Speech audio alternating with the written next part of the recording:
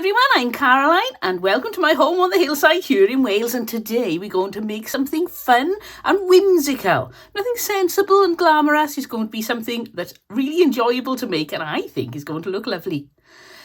So I've got one of these balloons. It's a lamp, it's a colour change lamp, and it's plastic. It's really not a high quality item, and I'm going to use lots of twine.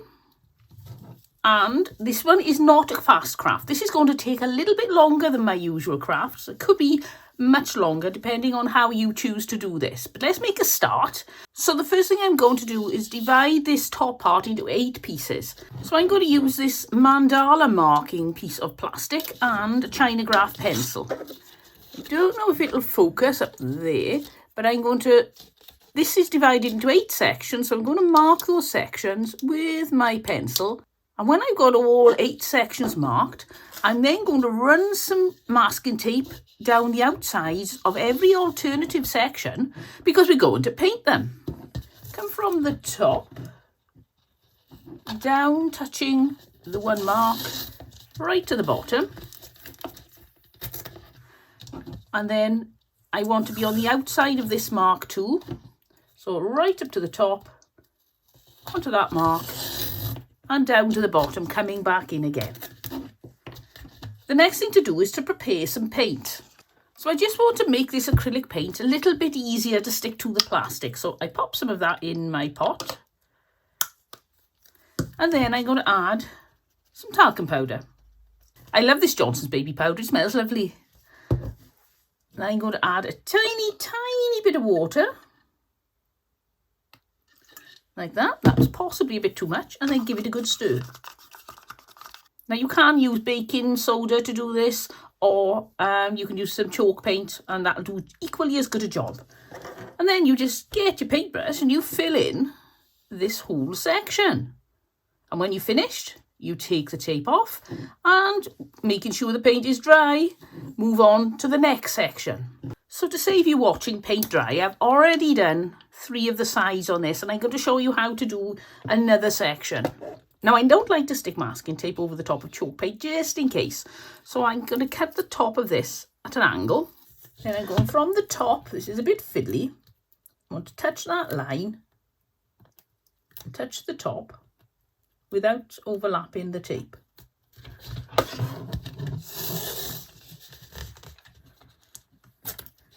And right the way down again. And then I'm going to cut an angle on this one too. And all the way down to the bottom. Now I know from a previous experience, I'm going to have to put 2 coats on this. So I don't put the first coat on very thick. If you do, it just slows everything down because it takes so long to dry. Make sure you have pressed your tape down along the edges as well. Otherwise paint will run under. Ask me how I know that. And then give it a coat of paint. Now when you finish, you can see it's very uneven. Make sure you get your brush stroke from top to bottom like that, and it takes out most of the problems. Because if you suddenly start there, you can see it puts a mark in, so top to bottom. And out with the hairdryer. So that's the first coat dry. And now on with the second coat. And now I love this bit. I'm going to take the washi tape off.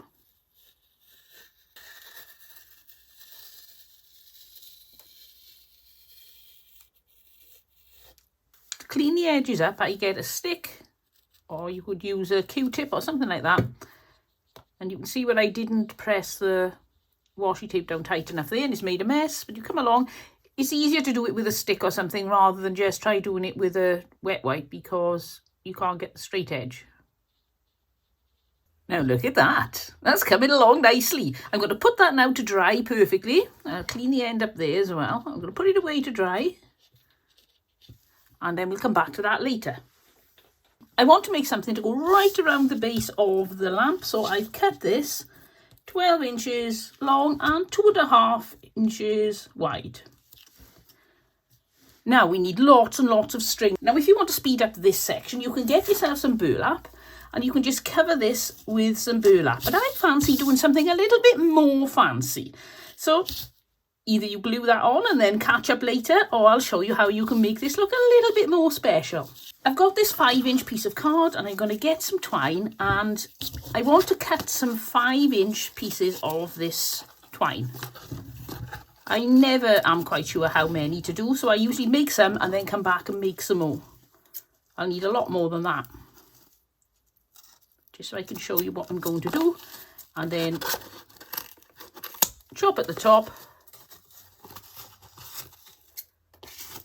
chop at the bottom, chop at the top, and I got some 5-inch pieces of twine. I now need some that are 15 inches long.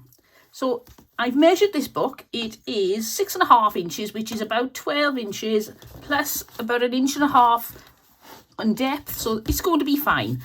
I'm going to wrap these around, and this isn't strictly accurate because I wanted to cover a 12-inch area, but where I'm actually going to be doing a basket weave, it does tend to eat up a little bit more length on your bits of twine.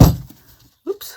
So we'll just do a few to there. Now this time I'm only going to cut the one end to get the 15 inches. You could just cut a piece of card, but I just find it easier to find a book that fits exactly right.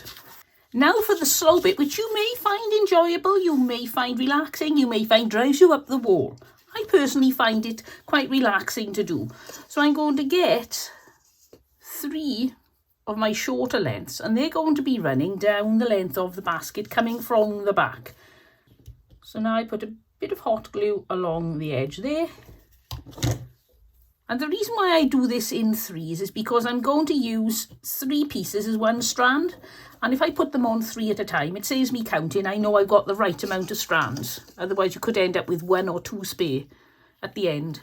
And then just work your way right along there.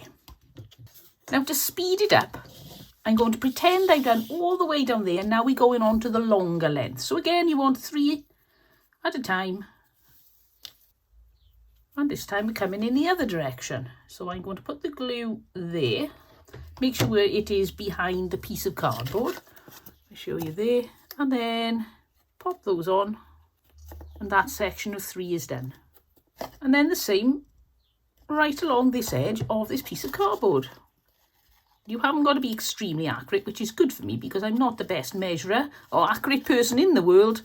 So you want all your short ones along here and all your long ones along here. See how fast you can work when you use fairy magic? It's all done. Now, one little tip I found from doing this a lot of times is that these get tangled very easily. So on the longer ones, I've tied each group of 3 with a knot on the end. And with these, where they're a bit shorter, I put a little bit of masking tape on the end of each 3. It does stop them tangling up, and I really think it halves the time this is going to take. Now I've rolled this around a pencil because I'm going to want it to roll around the bottom of my lamp. And if you don't do that, it'll just get the odd bend and won't bend very well. So pre-bend it, and then you can start a fun bit. Now the first group of 3, you can see it's that easy because they're already tied together. And then I bring that one under, and I'm just going to put a little bit of hot glue to hold that in place. So that one goes under, that one goes over, and I'm going to glue that under there as well. So that one went over, the next top one goes under.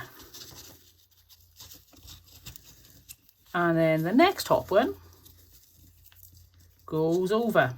Now, if you've ever tried this with twine and you haven't tied them into groups of 3, you will know how frustrating it is. This is just so much easier. This one goes under. And this one goes over. So it's really simple. It's a bit fiddly and a bit time consuming, but you wait till you see the end result. Oh, it's really worth it. And keep doing this until you get to the end of the piece of cardboard. So you can see now I've come to the end. So I'm just going to pop a little bit of glue on there to hold that in place. Take this piece around the end. Pop a bit of glue on the back. Glue that into position there. And chop the knot off. And now we go right back to the beginning and start again with the second long piece. Now the second long piece, we'll have a look here, it went under, so now it's going to go over, and then under and over and under and over, right the way through to the other side again, sticking a little bit of hot glue occasionally to hold it in place, but not too much. You can wiggle it about a little bit if necessary to get all the basket weave lines running evenly if they don't look even when you've finished. So continue doing over 3, under 3, over 3, under 3, right to the other end. And when you get to the other end, you start with the next long piece and you keep doing that with all the long pieces until you get to the bottom of the piece of cardboard. So I'm on the home run now. It's the last one of these long strips, and I'll show you how to finish these off. Now you can finish them off all in one go at the end, but I prefer to do them one at a time. It gives me that sense of achievement, and also I find that I can neaten things up as I go to make sure that where these finally go and get glued in is the perfect place. This went over the last one. It's now going under the next one. Bring it around to the back and then finish it off in exactly the same way as we finished off the side ones. Little blob of glue, hold it down for a couple of seconds and then snip it off.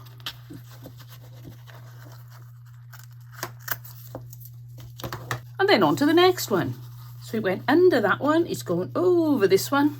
Bring it round to the back, a little bit of glue, a couple of seconds for the glue to set and chop it off. And then work your way right down to the other end of the piece of cardboard.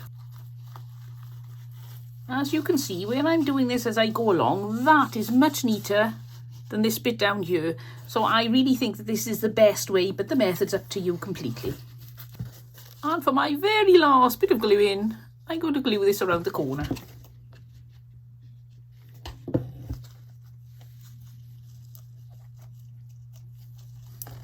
Snip it off. And we're done. Now that was a lot of work.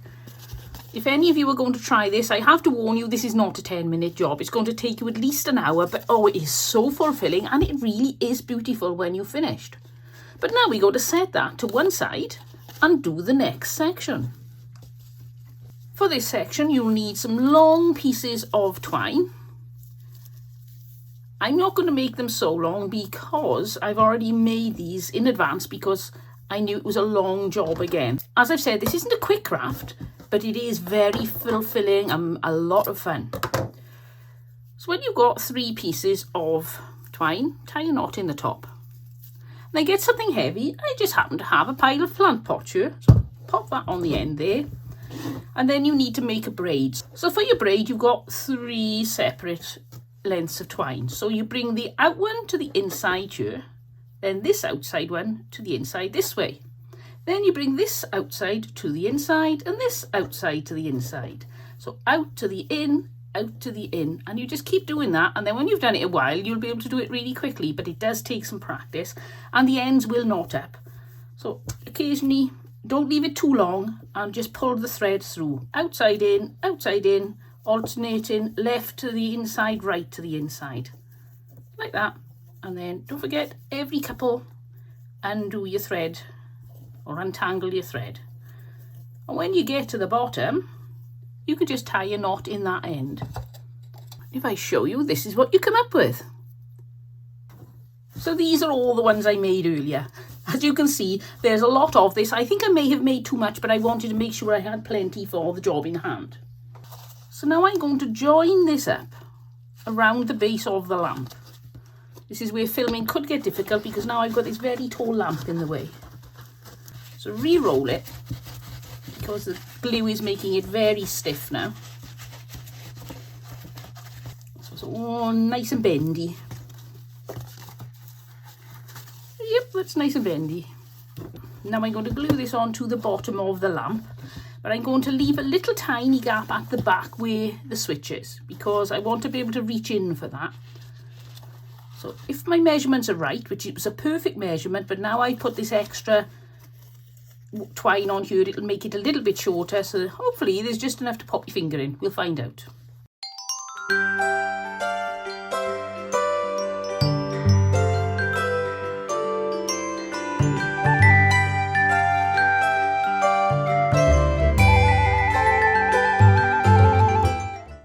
perfect. I've just got enough room to turn the button on and off to turn the light on. If you're using an electric lamp, then maybe the cord comes out of the bottom. If not, you can just make a little hole here, but I need access to this switch, so I've left it a little bit wider. Another thing you could do if you want to finish this off a bit nicer is layer the inside with some burlap. So now I'm coming over the top of the balloon and then attaching it to this basket here. I don't know how easy this is going to be to show you. So to do this, I'm going to cut the end off the knot and then put a little bit of hot glue in there so that it won't unravel, because otherwise it'll all just unwind. Like that. And then decide where it's going to go and glue it into place. So now I'm going to come across the top of the balloon and put a blob of glue on the top there. And then decide how long you need the piece of braid, cut it, glue it, and then glue it into place again. And now I'm going to put a line of braid right the way around the top, starting at the back, so find the gap. There, and glue it in place. And then right around the balloon. And back to the beginning, where I'm going to glue it in place again. I need more braid. Now, when I cut this, and I don't seal it straight away because I'm busy doing something, like sealing the other end, it unravels a bit, so just cut it down a little further and reseal it, like that. Now I'm going to come around the top of the balloon, but I don't want to start in the middle, obviously, because there's nothing to stick it to. So I'm going to start probably on this back piece of rope here, and then add a lovely little bit of twine finish. Around to this side.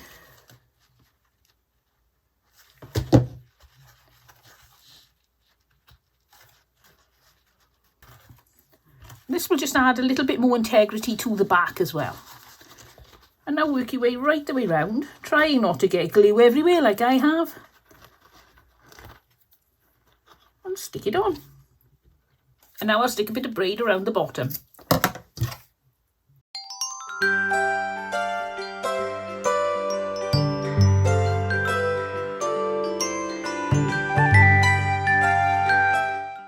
So the next thing to do is to make some bunting. Now to do this, I'm just going to snip until it looks like a nice angle. Now you can measure the angle and get it perfect, but I'm not one for measuring, so I just do that till it looks good, and then use it as a template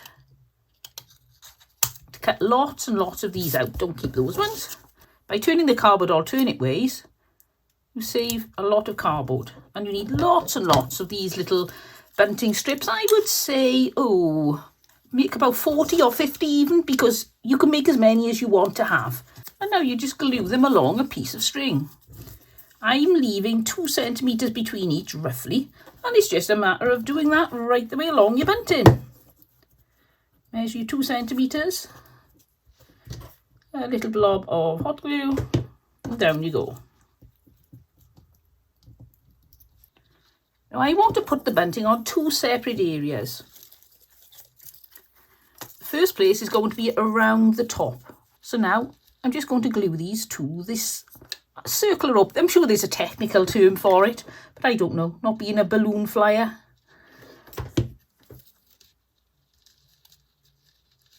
Now this is optional. If you want to leave this off, you can. Originally I was going to do this in a sort of droopy way. I don't know what you would call it.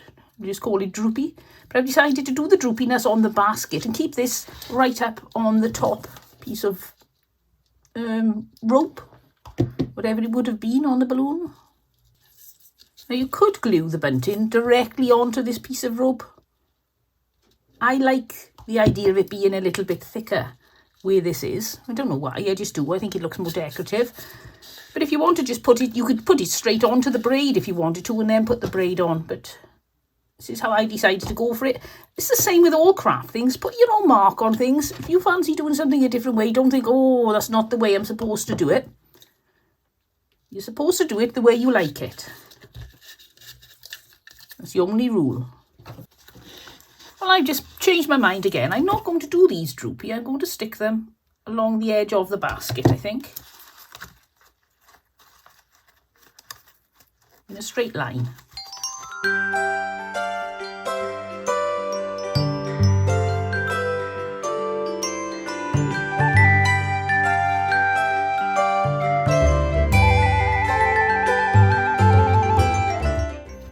I'm doing this seems the perfect time to say thank you to all my viewers and all my subscribers. Thank you for all your likes and comments. It really does mean such a lot to me when you join in with the chat on my comments and tell me which of the things you like on my haul videos. Tell me which is your favourite when I make 5 items in one video. Really is lovely to wake up in the morning and all these comments are waiting for me to answer. Oh yes, that's coming along nicely. But there's one problem with a balloon. You have to have sandbags. You can't just have a balloon and it's got no sandbags. So we're going to be making these little cute sandbags and they are so easy. Get yourself some burlap and you want to cut yourself a piece of burlap about 3 inches deep. And now cut these into 3.5 inch pieces. That's roughly there. And don't worry if some bits come off. Because you're using burlap, always be very careful because you think, oh, it's the other side of the fabric, but it comes straight through these holes. So we're going to fold this over like that and glue it in place.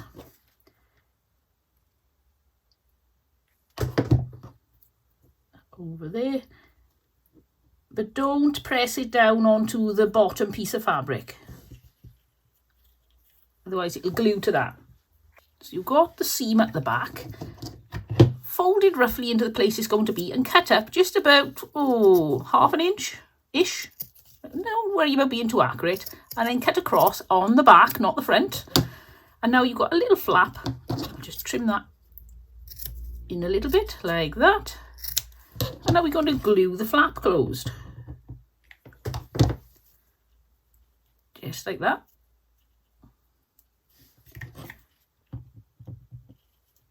Now, isn't that cute? The only thing, there's nothing in it. So I've got an old sheet and I've torn it up into little pieces. And now I'm going to stuff this with the sheet. Now, I picked this particularly because it's the right colour. If you stuff this with something bright blue or green or orange, it's going to show through. So that's why I got something a little bit beige. And then try to keep all the bags roughly the same sort of fullness. We'll call it the same fullness. And then if you've got any of these spare, which I have, use these to tie from the front to the back. 2 knots, like that. And then I cut it down a little bit, like that. It's very messy.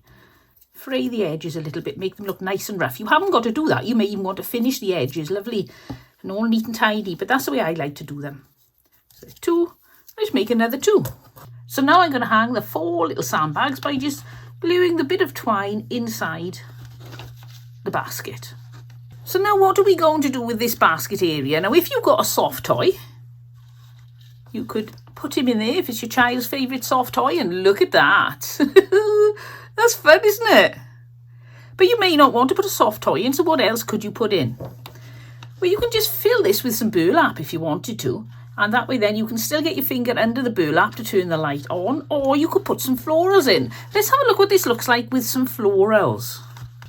So that's what it looks like with some florals in. Very pretty. And of course you can alter the colour of the florals to match your balloon. And if you don't glue these in, then whenever you're ready for a change, you can just pop them out and put something else in. So now let's turn on the light and see what it looks like.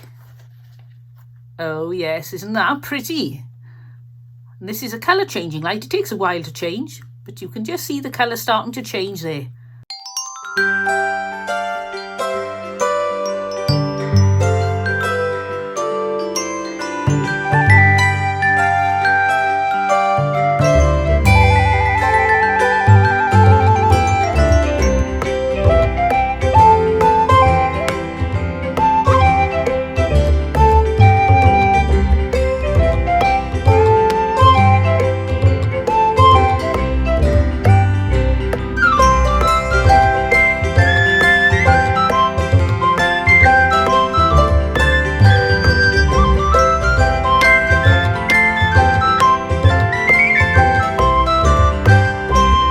to see more of the sort of things I buy from charity shops, car boot sales, thrift stores, that sort of thing, then check out the playlist I'm going to put there.